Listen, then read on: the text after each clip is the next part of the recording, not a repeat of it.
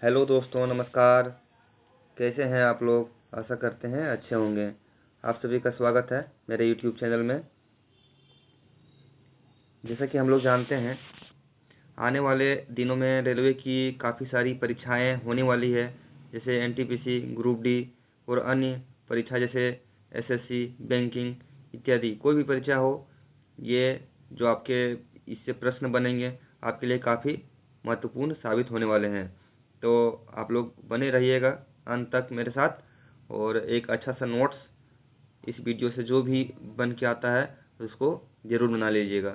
हम लोग इस वीडियो में पुष्यभूति वंश या वर्धन वंश के बारे में चर्चा करेंगे।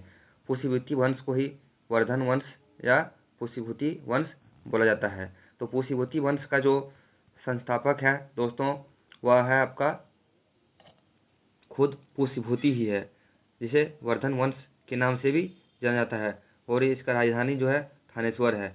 तो हम लोग देख लेते हैं थोड़ा सा कि पुष्यभूति वंश में कौन कौन से शासक हुए हैं, कौन कौन से राजा हुए हैं। तो पुष्यभूति वंश में ये प्रमुख राजा हुए हैं आपका पुष्यभूति, नरवर्धन, राजवर्धन, आदित्यवर्धन, प्रभाकरवर्धन, राजीवर्धन और हर्षवर्धन। इन सभी के बारे में हम लोग विस्तार से नहीं पढ़ेंगे, लेकिन कुछ जो महत्वपूर्ण शासक हुए हैं जो जिससे परीक्षाओं में प्रश्न पूछे जाते हैं उसके बारे में हम लोग आज जरूर देखेंगे। तो चलिए शुरुआत करते हैं। तो सबसे पहले हम लोग पढ़ेंगे पुष्यभूति वंश के संस्थापक के बारे में। तो इनके संस्थापक जो थे हम लोग देखें कौन है इनके संस्थापक। पुष्यभूति, खुद पुष्यभूति इनके संस्थापक थे। पुष्यभूति वंश के संस्थापक पुष्यभूति हैं। इसे वर्धन वंश के नाम से भी जाना जाता है, और इस वंश का स्थापना जो हुआ है 505 ईस्वी में हुआ है, और इनकी राजधानी थानेश्वर है। इनकी राजधानी कहाँ है? थानेश्वर है। तो प्रथम बस पुष्यभूति के बारे में हमें इतने ही याद रखना है। और प्रथम प्रमुख शासक अगर पूछा जाए तो पुष्यभूति वंश का प्रथम प्रमुख शासक प्रभाकर वर्धन था। इसने 580 से 405 ईस्वी तक शासन किया, और इसकी जो प्रमुख उपाधि इसने धारण किया तो परम भट्टारक और महाराजा धीराज का उपाधि धारण किया। और इनकी पत्नी का जो नाम है यशोमती है। ये याद रखिएगा, ये सब पॉइंट नोट करके आप लोग याद रख सकते हैं। तो इनकी पत्नी का नाम क्या था? यशोमती था।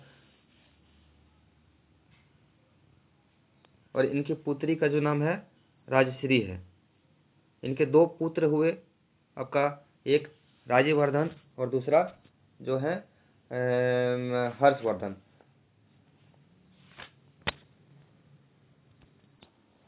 तो इनके दो पुत्र राजीवर्धन और हर्षवर्धन, जिसके बारे में हम लोग आगे भी देखेंगे।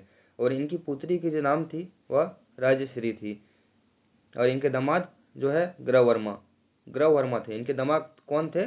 ग्रहवर्मा थे। तो प्रभाकर वर्धन के पुत्र हो गए आपके राजवर्धन और हर्षवर्धन, पुत्री हो गए राजश्री और उनके दामाद ग्रहवर्मा। ग्रहवर्मा जो थे आपका कनौज का शासक था। कहाँ के शासक थे ग्रहवर्मा? कनौज शासक था। ये आज इसका इतिहास जो हम लोग देखेंगे टोटली कन्नौज पे ही टिका हुआ है। सारा लड़ाई झगड़ा जो भी हुआ है कन्नौज को लेके ही हुआ है। तो ग्रहवर्मा जो थी, उस जो ग्रहवर्मा थे उनकी हत्या मालवा के शासक देवगुप्त ने कर दिया। किसने कर दिया? मालवा के शासक देवगुप्त ने कर दिया, और कन्नौज पे अधिकार जमा लिया। उसके बाद राजवर्धन आता है और देवगुप्त की हत्या कर देता है। तो ग्रहवर्मा की हत्या देवगुप्त ने किया और कन्नौज पे अधिकार जमा लिया। कन्नौज पे अधिकार जमाने के बाद फिर पुनः आपका जो है प्रभाकर वर्धन का पुत्र राज्यवर्धन आता है और देवगुप्त का हत्या करता है। देवगुप्त की हत्या राजवर्धन ने किया। जब वह राजवर्धन देवगुप्त को युद्ध में परास्त करके मालवा से वापस लौट रहा था, तो राजवर्धन की हत्या बंगाल के शासक, बंगाल के आसपास में ही इनका क्षेत्र है गोंड नरेश शशांक ने राजवर्धन का हत्या कर दिया और कन्नौज पे अधिकार जमा लिया। इस प्रकार हम लोग देखते हैं कि कन्नौज पे किनका शासन हो गया? शशांक का। अब देवगुप्त की हत्या जो है राजवर्धन ने किया, राजवर्धन की हत्या शशांक ने किया और कन्नौज पे अधिकार कर लिया। और शशांक जो थे आपका, वह शिव धर्म के उपासक थे, भगवान शिव के मानने वाले थे। इसने बोधि, ऐसा माना जाता है कि इसने गौतम बुद्ध ने जहाँ आपका निर्वाण प्राप्त किया था या ज्ञान प्राप्त किया था, वह बोधि वृक्ष को इसी ने कटवा दिया था। अगर आपको प्रश्न पूछा जाए कि बोधि वृक्ष को किसने कटवाया था, तो शशांक ने, गोंड नरेश शशांक ने कटवाया था। किसने कटवाया था? गोंड नरेश शशांक ने कटवाया था। यह शैव धर्म के उपासक थे। इसके बाद हर्षवर्धन वर्धन वंश का राजा बनता है।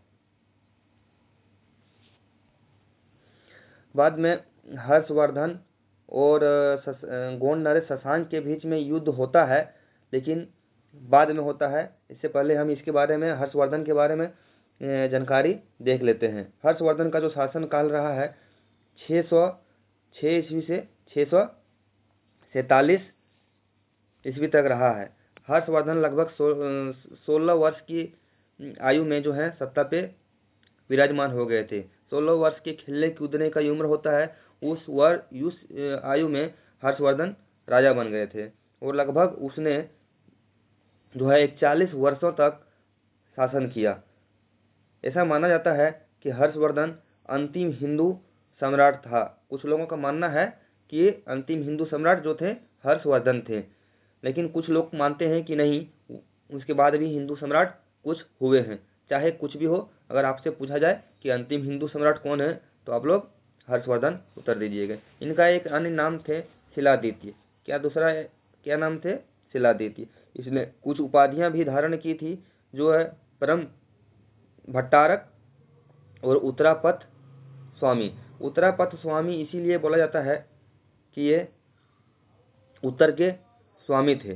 बाद में ये दक्षिण के ओर भी अग्रसर हुए, लेकिन उसमें कामयाब नहीं हुआ। दक्षिणापथपति स्वामी भी कहलाने के लिए दक्षिण के ओर भी अपना विजय अभियान का शुरुआत किया, लेकिन वे इसमें कामयाब नहीं हुए। 641 ईस्वी में मगध राज का भी उपाधि इसने धारण किया था। कब? मगध राज का उपाधि 641 ईस्वी में धारण किया। शशांक को पराजित किया और कन्नौज को अपना राजधानी बनाया। युद्ध में फिर जो गोंड नरेश था शशांक, उसको पराजित करके कन्नौज को अपना राजधानी बनाया। दे के बाद फिर कन्नौज पे ही आ गया। सारा लड़ाई जो हो रहा है दोस्तों, यहाँ कन्नौज के लिए ही हो रहा है। तो हर्षवर्धन का शासन काल अगर पूछा जाए तो आप लोग याद रखिएगा, हर्षवर्धन का शासन काल 606 से 647 ईस्वी तक रहा। लगभग 41 वर्ष तक उसने शासन किया।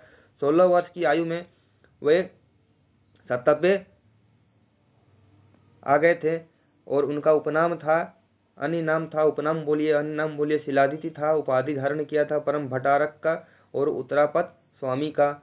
641 ईस्वी में मगध का उपाधि धारण किया और शशांक को पराजित किया और कन्नौज को अपना राजधानी पुनः बनाया। चलिए आगे देखते हैं दोस्तों। हर्षवर्धन और पुलकेशिन द्वितीय के बीच में युद्ध हुआ। हर्षवर्धन और पुलकेशिन द्वितीय के युद्ध के बारे में हम लोग चालुक्य वंश में भी देख चुके हैं। चलिए फिर से यहाँ चर्चा कर लेते हैं। ये जो दोनों का युद्ध हुआ था, नर्मदा नदी के तट पे युद्ध हुआ और हर्षवर्धन का इसमें हार हुआ। हर्षवर्धन इस युद्ध में बुरी तरह पराजित हो गए थे। हर्षवर्धन दक्षिण की ओर अपना विजय अभियान चलाया कि हम दक्षिण में भी अपना साम्राज्य को विस्तार करें, लेकिन दक्षिण के प्रतापी राजा पुलकेशिन द्वितीय सामने आके खड़ा हुआ। उन्हें मुंह की खानी पड़ी और पुलकेशिन द्वितीय ने इसी युद्ध के बाद परमेश्वर की उपाधि धारण किया था। हर्षवर्धन को पराजित करके पुलकेशिन द्वितीय ने परमेश्वर की उपाधि धारण किया था। इस युद्ध का उल्लेख जो है ऐहोल अभिलेख में मिलता है। किस अभिलेख में मिलता है? ऐहोल अभिलेख में। अगर पूछा जाए पुलकेशिन द्वितीय जो किस वंश के शासक थे, तो वह वातापी के चालुक्य थे। वातापी के चालुक्य वंश के शासक थे।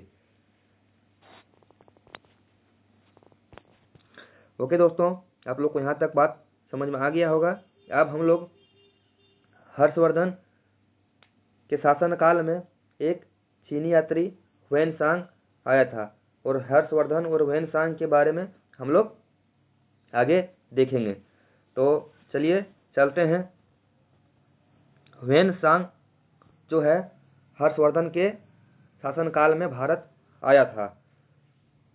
ह्वेनसांग का कुछ अन्य नाम भी था, जैसे यात्रियों का राजकुमार, उसे यात्रियों के राजकुमार के नाम से भी जाना जाता था। तो अगर क्वेश्चन आता है कि यात्रियों के राजकुमार के नाम से किस यात्री को जाना जाता है, फिर किसे जाना जाता है, तो ह्वेनसांग होगा। नीति का पंडित, अगर नीति का पंडित बोला जाए तो कौन होंगे, आपका ह्वेनसांग होंगे। या वर्तमान शाक्य मुनि, अगर वर्तमान शाक्य मुनि भी बोला जाए तो कौन होंगे, ह्वेनसांग होंगे। इनके 3 उपनाम थे, यात्रियों के राजकुमार, नीति का पंडित और वर्तमान शाक्य मुनि। आप लोग याद रखिएगा इस चीज को। भारत आने का उनका मुख्य उद्देश्य क्या था?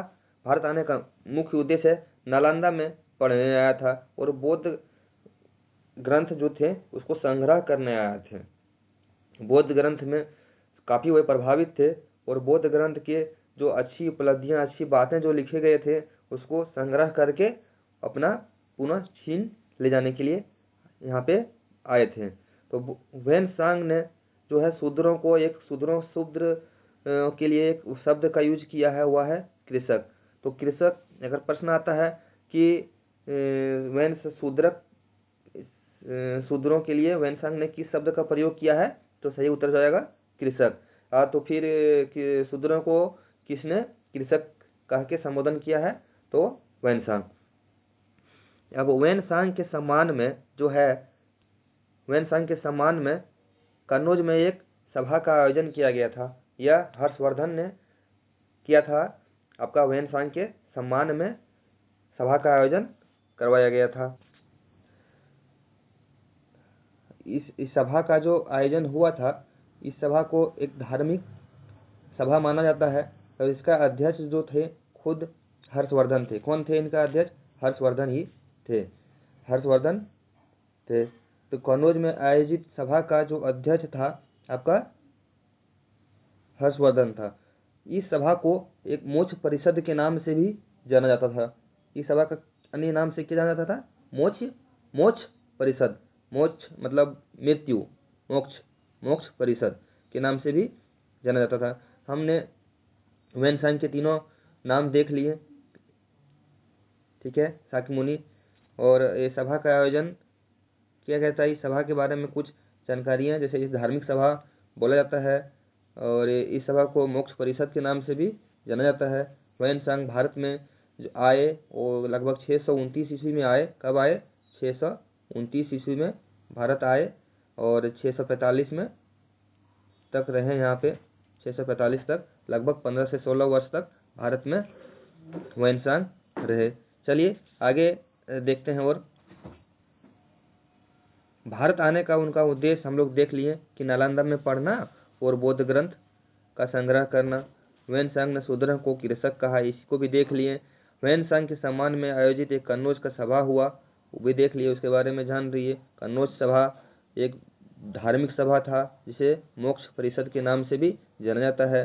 ह्वेनसांग का यात्रा वृत्तांत, वो जो पूरा यात्रा वृत्तांत हुआ, इसके लिए एक किताब लिखा गया है। उस किताब को CU के नाम से जाना जाता है। यानी कि पूरा यात्रा वृत्तांत बोला जाए तो यह CU के नाम से जाना जाता है। तो पूछा जाए अगर आप लोगों से कि ह्वेनसांग के यात्रा वृत्तांत किस नाम से जाना जाता है, तो CU के नाम से जाना जाता है। हर्षवर्धन ने अपने दूत चीन भेजा था। हर्षवर्धन ने अपना एक दूत चीन भेजा था। वह 641 ईस्वी में भेजा। कब भेजा? 641 ईस्वी में भेजा। उसके 2 साल के बाद चीन से 2 दूत भारत आए। पहला दूत जो आए थे 643 ईस्वी में आए, और दूसरा 645 ईस्वी में आए। चीन से 2 दूत भारत आए थे, और हर्षवर्धन ने भी अपना एक दूत चीन भेजा था। तो पहले चीन भेजा गया 641 ईस्वी में, उसके बाद वहां से पुनः 2 दूत आए। एक आए 643 में, और दूसरा 645 में। ठीक है, ओके।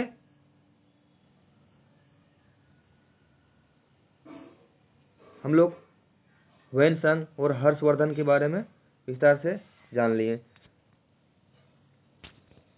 एक बात छूट गया दोस्तों कि आपका जो है हर्षवर्धन जो है ह्वेनसांग के बातों से काफ़ी प्रभावित हुए और बौद्ध धर्म से जुड़ गए थे। अंत में बौद्ध धर्म से जुड़े थे और महायान शाखा, बौद्ध धर्म के जो महायान शाखा थे उसका काफ़ी विस्तार किया, प्रचार प्रसार किया और महायान शाखा से, बौद्ध धर्म के महायान शाखा से हर्षवर्धन बाद में जुड़े थे। और हर्षवर्धन के जो आपका आगे देखते हैं, हर्षवर्धन के जो राज्य कवि थे वो कौन थे?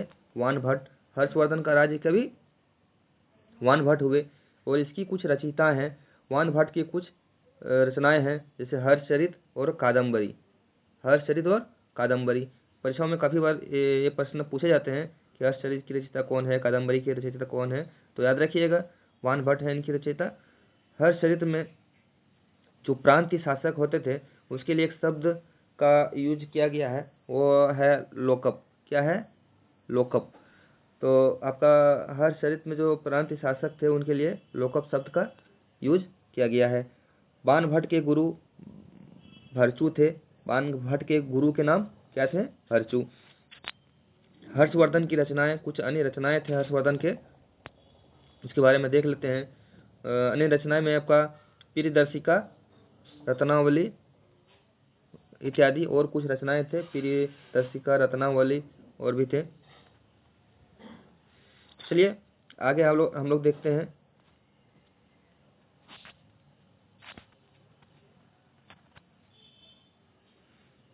हर्षवर्धन के शासन के समय ही सूती वस्त्र का जो है निर्माण हुआ। काफ़ी निर्माण का केंद्र जो है मथुरा बना और देखते हैं कि सूती वस्त्र का उपयोग उस समय हो रहा था, बहुत जोर शोर से हो रहा था। हर्षवर्धन का युद्ध एक जो है शांति का मंत्री, हर्षवर्धन का युद्ध और शांति, हर्षवर्धन के शासन काल में जो युद्ध और शांति का जो मंत्री होता था उसे अवंती के नाम से जाना जाता था। युद्ध और शांति का मंत्री को किस नाम से जाना जाता था? अवंती। एक पद है, एक अवंती के नाम से जाना जाता था। उनके मुख्य सेनापति सिंहनाद थे। मुख्य सेनापति कौन थे? सिंहनाद थे। दोस्तों कुछ बातें जो यहाँ पे लिखी हुई नहीं है उसके बारे में मैं आप लोगों को बता देना चाहता हूँ। आपका जो हर्षचरित्र जो है, हर्षचरित में हर्षवर्धन को सभी देवताओं का मिला जुला अवतार बताया गया है। हर्षचरित्र जो लिखा गया है बाण भट्ट द्वारा रचित जो रचना है हर्षचरित, इसमें हर्षवर्धन के चरित्र को उजागर किया गया है और उसे जो है सभी देवताओं, ऐसा माना जाता है कि बोला जाता था, हर्षचरित्र में लिखा गया है कि वह हर्षवर्धन जो थे सभी देवताओं का मिला जुला अवतार बताया गया है। और एक चीज़ लिखा गया है कि कन्नौज के हर घर में भगवान शिव की पूजा होती थी। इसके बारे में आपका हर्षचरित्र में लिखा गया है। तो दोस्तों कैसा लगा आप लोग को वीडियो?